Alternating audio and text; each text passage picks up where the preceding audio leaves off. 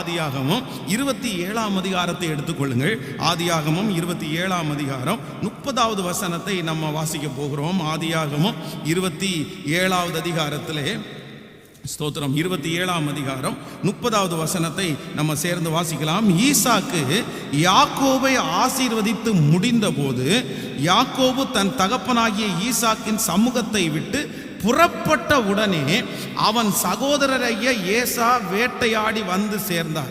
அவனும் ருசியுள்ள பதார்த்தங்களை சமைத்து தன் தகப்பன் அண்டைக்கு கொண்டு வந்து தகப்பனை நோக்கி, உம்முடைய ஆத்துமா என்னை ஆசீர்வதிக்கும்படி என் தகப்பனார் எழுந்திருந்து உம்முடைய குமாரனாகிய நான் வேட்டையாடி கொண்டு வந்திருக்கிறதை புசிப்பீராக என்றான். அப்பொழுது அவன் தகப்பனாகிய ஈசாக்கு, நீ யார் என்றான்.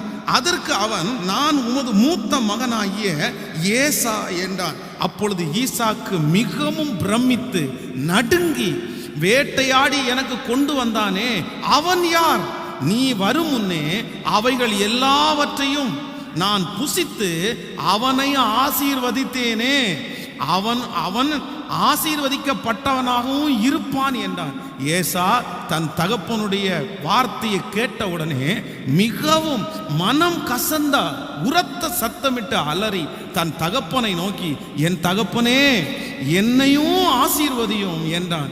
அதற்கு அவன், உன் சகோதரன் தந்திரமாய் வந்து உன்னுடைய ஆசீர்வாதங்களை பெற்று கொண்டான் என்றான். ஆமேன் சொல்லுங்கள்.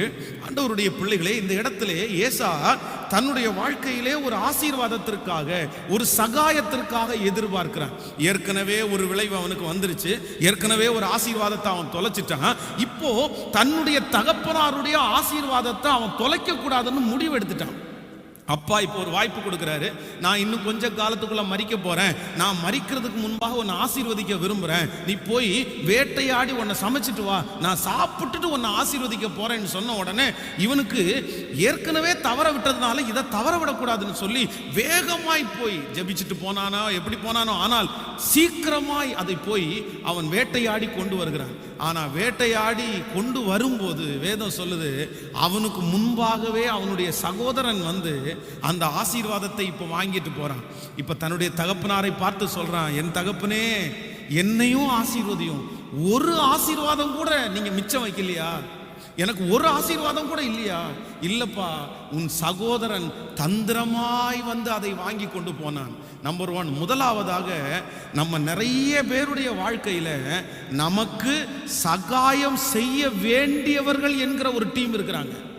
நம்ம அப்பா தான் நமக்கு சகாயம் செய்யணும், நம்ம அம்மா தான் நமக்கு சகாயம் செய்யணும்.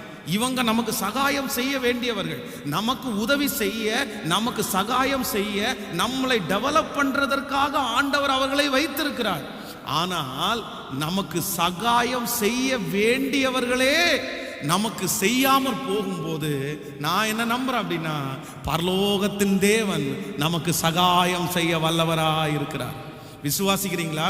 இன்றைக்கு இந்த ஜெபத்தில் இருக்கிற யாரோ ஒருத்தரிடத்துல ஆண்டவர் பேசலாம். எங்க அம்மா எங்க அப்பா பார்சியாலிட்டி பார்க்குறாங்க, எங்கள் அப்பா எனக்கு தர வேண்டியதை என் அண்ணனுக்கு கொடுத்துட்டாங்க, எனக்கு தர வேண்டியதை எங்கள் அக்காவுக்கு கொடுத்துட்டாங்க, எல்லாரும் நல்லா இருக்காங்க, ஆனால் எனக்கு மட்டும் எதுவுமே தரல, நான் நல்லா படிக்கல, நான் நல்லா சைன் பண்ணலை, எனக்கு மட்டும் எதுவுமே கிடைக்கல. எங்கள் அப்பா நினச்சிருந்தா எனக்கு நிறைய கொடுத்துருக்கலாமே, எங்கள் அப்பா தானே எனக்கு கொடுக்க வேண்டியவர், எங்கள் அப்பா தானே என்னை என்கரேஜ் பண்ண வேண்டியவர், எங்கள் அப்பா தானே என்னை தட்டி கொடுக்க வேண்டியவர். என் அன்பு கர்த்தருடைய பிள்ளைகளே, யார் உங்களுக்கு செய்ய வேண்டியவர்களோ அந்த செய்ய வேண்டியவர்களே உங்களுக்கு செய்யாம கையை விரிச்சிட்டாலும், நாங்க தர முடியாது, நாங்க கொடுக்க முடியாதுன்னு கை விரிச்சிட்டாலும், பரலோகத்தை தேவனாகிய கர்த்தர் ஏசாவை ஆசீர்வதித்தார்.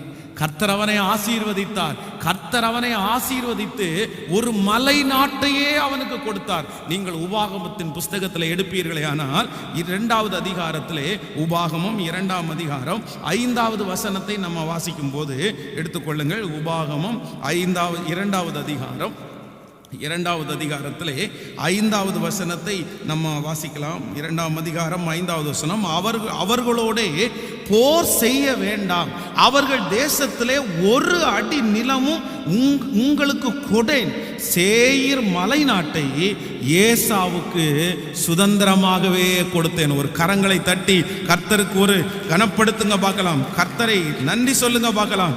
ஹல்லேலூயா. நன்றாய் கவனிங்கள் ஆண்டவருடைய பிள்ளைகளே. சில நேரத்திலே நம்முடைய வாழ்க்கையிலே நமக்கு கொடுக்க வேண்டியவர்கள் கொடுக்க மாட்டார்கள், நம்மை கனப்படுத்த வேண்டியவர்கள் நம்மை கனப்படுத்த மாட்டார்கள், நம்மை உற்சாகப்படுத்த வேண்டியவர்கள் நம்மளை உற்சாகப்படுத்த மாட்டார்கள். ஆனால் அப்படிப்பட்ட சூழ்நிலையில் இருக்கும்போது நமக்கு சகாயம் செய்கிறதுக்கு யார் இருக்கிறான்னா கர்த்தர் இருக்கிறார். நீங்க விசுவாசிக்கிறீங்களா? நீங்க நம்ம தாவீதுனுடைய வாழ்க்கையை குறித்து வேதம் சொல்லுகிறது, தாவீதை என்கரேஜ் பண்ண வேண்டியது அவனுடைய சகோதரர்கள். அவங்க தான் அவனை தட்டி கொடுக்கணும், அவங்க தான் அவனுடைய ரத்த சம்பந்தமான உறவுகள். எங்க கூட பிறந்துட்டு இப்படிப்பட்ட ஒரு தைரியசாலியாப்பா, நீ சிங்கத்தை கொண்டுட்டியா, கரடியை கொண்டுட்டியா, ஆச்சரியமா இருக்குது, நீ எங்களுக்கு சொல்லவே இல்லையே, பரவாயில்ல நீ போ, நான் உங்க கூட இருக்கிறோம், உங்களுக்காக பிரேயர் பண்றோம் அப்படின்னு சொல்ல வேண்டிய சொந்த சகோதரர்கள். ஆனா அந்த நேரத்தில் கோலியாத்தை நான் ஜெயிப்பேன் அப்படின்னு சொல்லும் போது அத்தனை பேரும் விரோதமா நிக்கிறாங்க, யாருமே அவனை என்கரேஜ் பண்ணல. நம்முடைய வாழ்க்கையில ரொம்ப துக்கமான ஒரு காரியம் என்ன அப்படின்னா, நமக்கு செய்ய வேண்டியவங்க செய்யாம இருக்கும்போது தான் நமக்கு ரொம்ப கஷ்டமா இருக்கும். எங்க அப்பா தானே பாஸ் இதை செய்யணும், எங்க அண்ணன் தானே பாஸ் இதை செய்யணும், எங்க சொந்த இவங்க தானே இதை செய்யணும், ஆனா அவங்க அமைதியா இருக்கிறாங்க பாருங்க, அவங்க சும்மா இருக்கிறாங்க பாருங்க, அவங்க வேலையை பார்த்துட்டு இருக்கிறாங்க பாருங்க. ஆனா கவலைப்படாதீங்க ஆண்டவருடைய பிள்ளையே, சோர்ந்து போகாதீங்க. நமக்கு செய்ய வேண்டியவங்க இந்த உலகத்தில் செய்யாம இருந்தாலும் எங்கள் பரலோகத்தின் தேவனாகிய கர்த்தர் காரியங்களை கைகூடி வர பண்ணுவார். அவரிடத்திலிருந்து நமக்கு ஏசாவுக்கு எப்படி சகாயம் வந்ததோ அப்படியே நமக்கும் சகாயம் வரும் என்று கர்த்தர் நமக்கு வாக்கு கொடுக்கிறார். ஹல்லேலூயா. 32 வயதை உடைய ஒரு தங்கச்சி எனக்கு ஃபோன் பண்ணும்போது எனக்காக ஜெபிங்க பாஸ்டர், என்னுடைய திருமண காரியத்திற்காக ஜெபிங்க அப்படின்னு ஜெபம் பண்ணாங்க. அப்போது நான் அவங்களுக்காக ஜெபம் பண்ணேன், அவனுக்காக ஜெபம் பண்ணுறேன். உங்கள் குடும்பத்தில் இருக்கிற யார் இருக்கா அப்படின்னு கேட்டால் எனக்கு அப்பா இருக்காங்க, எனக்கு அம்மா இருக்காங்க, என் அண்ணன் கல்யாணம் ஆகி செட்டில் ஆகிட்டான், எல்லாரும் வசதியாக இருக்கிறாங்க, எல்லாரும் நல்லா இருக்காங்க, எல்லாரும் ஜாலியாக இருக்காங்க. எங்கள் அப்பா தானே என்னை பார்க்கணும், எங்கள் அம்மா தானே எனக்கு பார்க்கணும். ஆனால் நான் மாசமான ஐடி கம்பெனியில் 60,000 ரூபா சம்பளம் வாங்குறேன். சம்பளத்தை வாங்குறதுக்கு மட்டும் முன்னாடி நிற்கிறாங்க பாஸ்டர். அந்த சம்பள நாளுக்கு எங்கள் அம்மா என்னை நச்சிட்டே இருப்பாங்க, நாளைக்கு சம்பளம் தானே, நாளைக்கு சம்பளம் தானே, வாங்கிட்டு கவரோட கொடுத்துட்டேன் அப்படின்னா ஸ்ட்ரெயிட்டாக கொண்டு போயிடுவாங்க உள்ளுக்குள்ளே. எங்கிட்ட கூட ஒரு பைசா தரமாட்டாங்க. இன்னும் ஒரு 2 வருஷம் இருக்கட்டும்னு நினைக்கிறாங்களே தெரில. எனக்குன்னு திருமணம் பார்க்கறதற்கு என் அம்மா அப்பாவே எனக்கு இல்லை. அம்மா அப்பா இறந்து போயிருந்தாங்கன்னா கூட நான் சொல்லலாம், இருந்துட்டு இவங்க என்னுடைய ஆசீர்வாதத்தின் மேலே தான் குறியா இருக்காங்களே தவிர என் எதிர்காலத்தை அவங்க யோசிக்கவே இல்லை. இன்னைக்கு இருக்கிற உலகம் சில நேரத்தில் நமக்கு சகாயம் செய்ய வேண்டியவங்களே என்ன பண்ண மாட்டாங்கன்னா செய்ய மாட்டாங்க. அவங்களால 1 ரூபா நமக்கு ஆயத்தம் வராது. அவங்க செய்யலாம், அவங்க செய்யக்கூடியவங்க தான், அவங்க தான் செய்யணும், அவங்க தான் செய்யணும். நான் சொல்றேன், பரலோக தகப்பன் உங்களுக்கு சொத்துக்களை தருவார். ஆமேன்னு சொல்லுங்க. எல்லாருக்கும் கொடுத்து உங்களுக்கு கொடுக்கலன்னு வருத்தப்படாதீங்க. நீங்க அதுக்காக உங்க மனைவியோ உங்க கணவனாரையோ திட்டாதீங்க.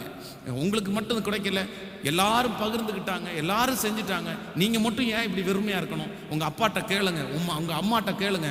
நான் சொல்றேன், மனுஷன் கொடுக்கறத குறித்து நீங்க எதிர்பார்க்காதீங்க. அவங்க கண்ணுக்கு முன்னாடியே கர்த்தர் உங்களுக்கு கொடுத்தாருன்னா உங்க மாமனார் கொடுக்கறத விட 100 மடங்கு ஜாஸ்தியா கொடுப்பாரு. உங்க அப்பா கொடுக்கறத விட 10 மடங்கு கர்த்தர் அதிகமாய் கொடுப்பார். உங்க சொந்தக்காரங்க உங்களுக்கு கொடுக்கறத விட கர்த்தர் பல மடங்கு பெரிதாய் கொடுக்கிறதற்கு கர்த்தருக்கு லேசான காரியம். யூதருக்கு சகாயமும் ரட்சிப்பும் வேறொரு இடத்திலிருந்து கடந்து வரும்.